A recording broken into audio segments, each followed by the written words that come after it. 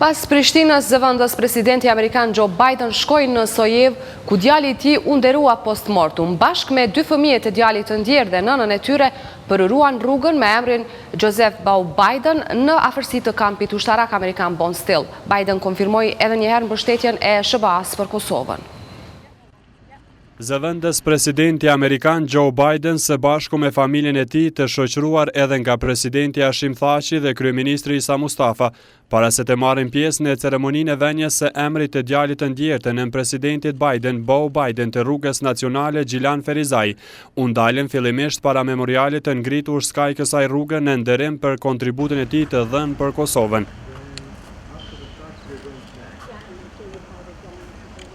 Zëvendës presidenti i SBA-ve Joe Biden tha se ky vendim i autoriteteve kosovare është domethënës për familjen e tij.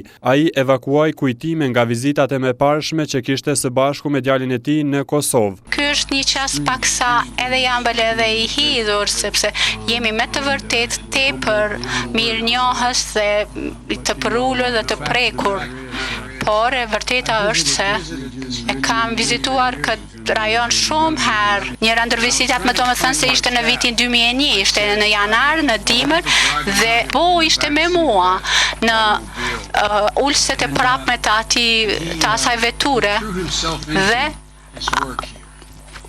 u hodh përsipër në punën që e kishte këtu.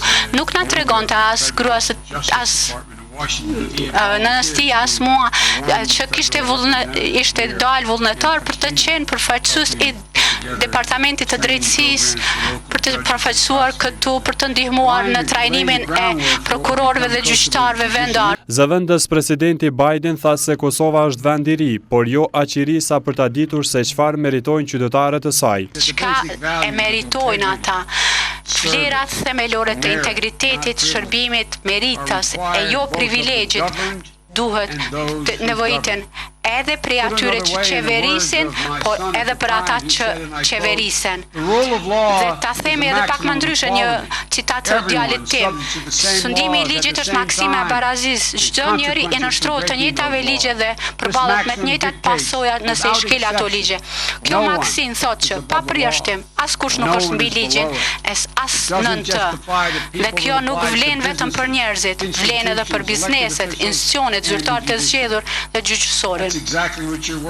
Presidenti Hashim Thaçi tha me këtë rast se Beau Biden ka qenë ndër të parët që ka shërbyer në Kosovë pas luftës për të ngritur sistemin e drejtësisë. Beau, si një jurist i ri dhe shumë entuziast, ai ka ndihmuar që të ngritin kapacitetet e para të sundimit të ligjit. Ka ndihmuar prokurorë dhe gjykatësit vendor të fitojnë eksperiencën e duhur të drejtësisë, ashtu që Kosova të mos jetë vetëm një shoqëri e lirë, por një shoqëri me të drejta të barabarta. Kryeministri Isa Mustafa vuri në pahmiqësinë e Shteteve të Bashkuara të Amerikës me Kosovën, duke thënë se Kosova është shtëpi edhe e amerikanëve. Beau Biden e meritoi të jetë angjëll mbrojtës i kosovarëve për shkak të historisë dhe jetës së tij.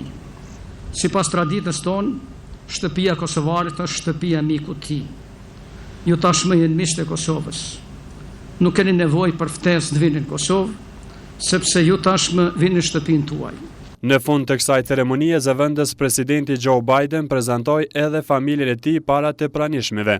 I'd like to introduce you to my family. I know it's hot. I don't expect you to stay, but I want you to paraqes familjen time.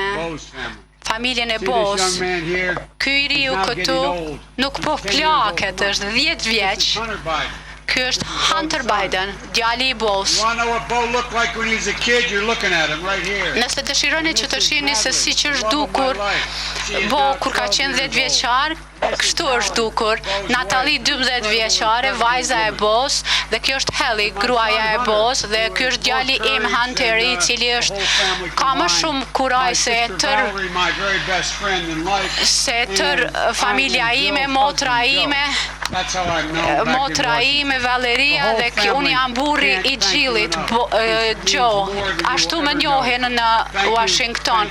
Ky është një nder tepër i madh, ka shumë kuptim edhe domethënie për krejt neve. Rruga 34 kilometrshe e cila do të mbaj emrin e Joe Biden kalon afër kampit ushtarak amerikan Bondsteel, aty ku kishte shërbyer djali i ndjeris e vendes presidentit Biden, Beau Biden.